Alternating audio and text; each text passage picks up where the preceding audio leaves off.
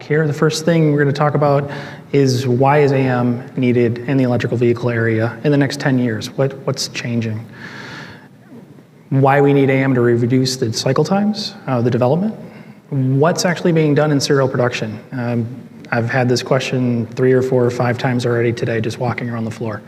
Are you putting additive manufactured parts on vehicles today? And the answer is yes. We'll look at a couple of those opportunities. And then we're going to switch over to Wagon, and he's going to go through some of the Gonzalez opportunities, Project Diamond, and what their use cases are. So let's get started. Usually, just before this slide, I'll ask a poll. Probably have enough people here, but we'll give it a shot. In your minds, when will EVs outpace internal combustion engines? So a couple of options you have: 0 to 5, 6 to 10, 11 to 15, and then 16 and on. So you have the 4 options. So just show of hands, where do you fall? So 0 to 5, who's in that category? Nobody. All right, 6 to 10. Decent amount of people. 10 to 15. Decent amount there, okay. And then 16 on. 1. So depending on where you look, what data set you look at, it's probably somewhere between 6 to 10 and that 11 to 15. Right in that range. Really, the data sets are telling us kind of both pieces.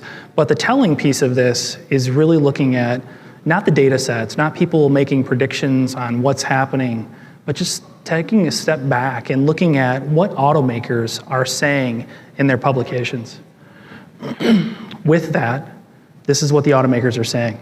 When are they releasing the models and by when? In the next 7 years, you're going to get 400 EV models globally released. I've been working in auto actually for 25 years, 20 years. This is, I believe, unprecedented. This many vehicles being released at this type of pace. All not just carryover, not just vehicle refreshes, but brand new models that have new drivetrains and new technology built into them. So what does that mean? Well, we're going to have to get faster. How can we get faster? Well, additive has always been used in prototype. 1986, Ford Motor Company bought the first additive in auto prototype machine, SLA3. They realized that this machine was going to revolutionize their development cycles. Being able to produce something without creating a tool, validating that it fits on the vehicle before you cut chips is huge. So just that piece, right? Understanding that you can do this with additive since the mid-'80s. The second piece is really functional prototyping. What's changed since then? Well, the material sets have changed immensely. Before, if you looked at one of the additive parts, it would probably break. If you installed it and shot screws into it, it would definitely break. I remember wrapping parts back in the late 90s, putting skins on them, vinyls, leathers, and you'd shoot staples into them, and it would crack along the layer lines. That has really changed just from a material standpoint, being able to have industrial grade 3D printing materials that can be used in serial production. So now you can start using these parts in both design reviews to hand it across the table to see if it fits, but you can also start going into testing with this. Extol Corporation on the west side of Michigan has some great examples that they show on things like washer bottles and fluid bottles and reservoirs, where they've done burst testing and then aligned it to some of the material knowledge to be able to show how close they are, not just to the 3D printed parts, but to the injection molded twin of that part. Getting in the 70 to 80% range. With design changes, you can actually get to 100% of that injection molded strength. It's kind of crazy what's happening. So in that prototype piece and in your development, but also bridge production. Now, if you've proven that that part can also support the same as your injection molded part and actually go into production, now you can start getting into bridge production. What type of volumes can you get into? A few thousand to tens of thousands to hundreds of thousands, really depending on how the part packs in the process and the size of the part. Are you going to 3D print 100,000 fascias for a truck? Probably not immediately. Perfect opportunity if you want to look at aero packaging to be able to 3D print that and actually change your aero, but size makes a big difference in 3D printing. Does it fit into the constraints of the machine? How fast can you turn those, and what is your cycle time to parts? But with that, you have no molds. So if you can actually print those and you do have a design change, there's zero cost to you, as opposed to taking that mold out of service, having to build a bank, having to buy cardboard to store that, using warehouse space, putting that tool into your tool shop, and actually having that changed. It's extremely time-consuming and very expensive. Prototype test plans. So you get into your prototypes and you actually go through the testing phase of this with your 3D printed parts. Eventually, you're going to make your injection mold on the higher volume parts. Once you make that injection mold, if you take your 3D printed part through your full validation, you can now validate that the 3D printed part can be used in serial production. Now when you go into service, you have a replacement without having to take that tool out, put it back in the press, and run it and interrupt your current model production. So being able to look at your spare parts and your service. Really addressing that entire life cycle, 3D printing has come to the point that you can do this for certain applications. Couple of examples. Again, that question I always get asked, can you use it in serial production? I love the BMW i8 example. This part actually went out of service last year. So it went through its full 3.5 years of production. BMW wire guide, it's actually inside on their vehicle, inside the door panel, and it guides the window track. JLR Project 8 2 years ago, 2019. SPE award.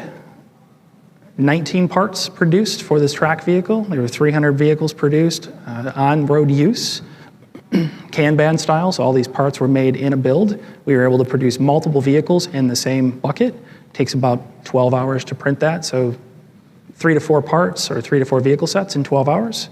Not bad from an efficiency standpoint, but again, on-vehicle use. General Motors last year announced that they were putting 3D printed components into their Cadillac Blackwing. So again, the manual transmission version needed a couple of special ducts that were going through the center console to accommodate for those shift systems. 3D printing was chosen, not just because they wanted to try it, but it also had a positive ROI.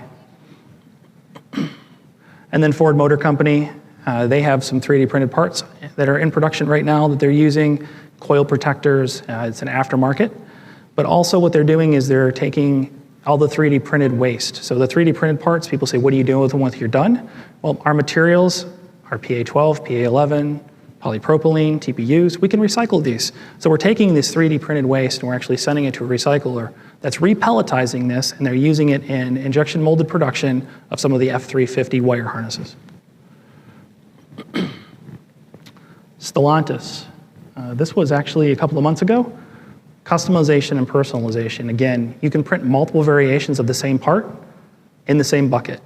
Not only can you do that, but just like people are all different, you can print different versions of the same accessory. So for instance, if you want one that fits specifically your phone or specifically your coffee cup, you can now order that through Stellantis, through Peugeot. And then also different color options. Aftermarket spares, we talked about this. One of the examples we show is the JLR Land Rover.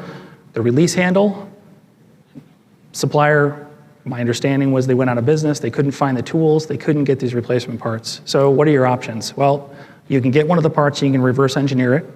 You can find your old drawings and you can make a new tool, or you can come up with a 3D printed opportunity or option. And actually this piece exceeded the injection molded version. Finishing wise, it was cleaned and painted, so that way it matched the interior very well. It also had digital textures applied to it. From an opportunity standpoint, you could choose any digital texture you want to, make them completely individual if you wanted. The other one is a Nismo, out of production. It was one of the brackets, one of their vintage vehicles. They wanted to be able to supply that for some of their collectors. Again, 3D printing made a lot of sense here. Why cut a new tool when you can simply 3D print the quantity that you're looking for? Not sure why that slide decided to jump around. But again, how can AM enable accelerated product cycles in electric vehicles? Very simply, we can absorb the complexity. We can take those complex parts that you're putting on vehicles, instead of creating the tools, we can print them for you. You can then take them into your prototype builds, prove out any design changes that you need, make your changes digitally, print them, have the parts within hours or days, try that change out, validate it, even start your early validations, and then take it into your injection molds. Low-cost iterations and optimized designs. Again, if you know what your design changes may be, you could print all of those iterations in the same builds, try them all at one shot. Reduce total build time. If you're producing your prototype parts overseas, or if you're producing your injection molds overseas, especially the prototype ones, your soft tools, it's going to take you weeks to actually get those over on a ship. At that point in time, typically you're air freighting parts over and you have limited supplies. If you find out you need a tool change, you're waiting till that tool gets here on the boat, you have to unload it, and then you're sending it to a shop here. With additive manufacturing, much, much easier. Go ahead and trial it. If your changes are needed, you make the changes, you print them, again, a couple of days. Analytical tools, this one's a big one for me. Plenty of times in the automotive industry, especially working on instrument panels, you're looking at FEA. You're actually doing head impacts, and you're validating that the parts you're designing are going to be proper for all the government regulations and tests. To do that, typically you run an FEA. To run FEA, you need material data. So to do that, what we've done is actually gone in, printed all the analytical parts, done the testing, and put together those material cards. Generative design, it's a great tool. Actually, Wagon will show a little bit more of that in his presentation here, so I'll let him hit on those.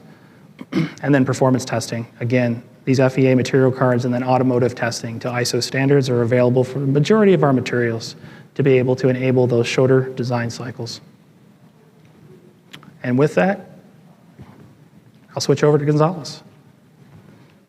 Thank you, Aaron. And we'll, like I said, do Q&A at the very end of this, but for the second half of the presentation, we're going to have Wagon Wills. So Wagon Wills is Chief Engineer at Gonzalez Production Systems and has worked in various engineering roles over the last 16 years. He's worked on products and automation projects in numerous industries, including automotive, renewable energy, aerospace, and heavy industry. His key areas of interest and expertise are in design for manufacturing, material selection, design optimization, joining technologies, and robotic systems. So he's going to talk a little bit about Project Diamond, which is the larger booth out there, their involvement in it, and then jump into a little bit of how they're working with HP right now. Thanks, Wagon. All right, thanks. Okay, so just a little bit about Gonzalez. So, we're a combination of multiple companies, but we're primarily a full-service integrator, providing automated systems to produce body-in-white structures, sub-assemblies, and closures. We also do a lot of our own engineering services, for said systems, along with consulting for process engineering, design for manufacturing, and the like. So just a little bit more about us. We're a medium-sized company, 300 employees, roughly 50 to 75 million a year in annual revenue. And, we have a plethora of design software at our disposal. So CATIA, NX, FITUS, SolidWorks, for analysis software, we've got ANSYS Mechanical, ANSYS Discovery, and Topology. And those ones we lean on pretty heavily for the additive stuff that we do. So background with our journey in AM, I think for anyone who's kind of tried to start this journey themselves, they'll sympathize with the menu of options out there as far as technologies, machines, materials, and all that. It can be kind of overwhelming to digest, what's the right one to pick and, for your specific use case, right? It's not super easy to kind of cross-compare everything that's available out there, and, it seems like the deeper you dig into it, the more options kind of come out of the woodwork. So, for us, we had to just kind of brute force our way through it, investigating a bunch of different machines, getting quotes, looking at the material properties of what was available for each. And then we had to kind of settle on a use case, which is a big debate internally. What we ended up settling on was just, targeting displacing some of our current conventional manufacturing in our automotive body shop tooling. But certainly, we're going to be pursuing other opportunities with it in the future. It's just inherently so flexible.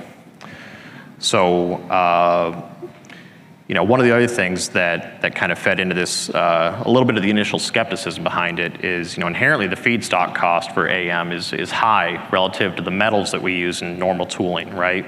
When your steel is, about $1 a pound or something like that, how do you make a plastic replace it when you're looking at, at least, $50 a kilogram or something more, right? So trying to square the investment differential between those and make the end-use parts make sense financially was going to be key to this effort as well. So, kind of with that in mind, while this was going on, we were doing this analysis, Project Diamond popped up with Automation Alley, and that was a good catalyst for us to really kind of get into the game and start doing something physical, right? Get out of the Excel spreadsheets and the virtual space and actually get a printer and start producing parts and testing with it. It was kind of a good moment for us to be like, all right, are we going to get into this? We've got an opportunity here for a printer on a grant. Let's do it, right? So that was pretty important for us. So just a little bit more on this. We've been using this printer to actually produce some tourniquet parts for the war effort in Ukraine right now, sending those over for medical supplies. And, this has actually been a great printer for us just in general. We were very impressed with the surface finish we got out of it and everything like that. And it's really helped kind of generate a comfort level internally with, where we can use it and how, and the durability of the parts that we can kind of get. And so, we're currently using this on multiple projects and supplying parts to our customers. So just to put a visual to it, this is a pretty typical tool that we produce at Gonzalez. So, any project we have might have, dozens of tools like this. And, the main thing I want to get across with this visual here, on any one of these individual tools, there's a massive multitude of individual pieces to it. It's very easy for something like that to end up in the thousands of individual parts, especially when you break down individual weldments to all the pieces of stock that have to make it up. Massive amount of, relatively small pieces, and especially those small pieces, like these machine blocks that you see on the end of those arms. The cost per kilogram of those is actually relatively high. There's not a lot of metal in there, and there's a decent amount of machining hours. So, those types of things are actually pretty good candidates for us to look at, conversion into AM. So, when we were going about, trying to make a technology selection, we had to kind of boil down our application into key performance parameters. So, for us, cost is definitely number one. We're not going to be able to enable this internally without, generating a savings for our customers. And then, from a mechanical performance standpoint, we care about stiffness, strength, precision. Secondary considerations like toughness and wear. When these things go into a factory environment, that is not a very nice life these parts are going to live. They're going to be abused. Not necessarily relevant with plastics, but they will be subjected to corrosive environments in some cases. So it's a careful consideration for, if you have steel, you need coatings, and that pushes up the cost. And then whatever these parts are, they need to be tolerant of the mill oils and draw lubricants that are inherent to these stamped parts in the body and white structures. And then the final thing is the engineering effort behind these parts. The engineering effort behind these different additive technologies is not equivalent. So trying to separate out, are we going to spend extra time trying to design a part that's going to perform or not with different technologies was kind of an important aspect as well. So about the AM specific considerations, we have a preference for parts with isotropic properties, so we don't have to trade off, orientation of the part to minimize supports versus, how is it going to be loaded, and if those are in some type of a conflict. We don't want to print supports in the first place because it's just extra material that's not going to be on the part performing. We want minimal labor in post-processing.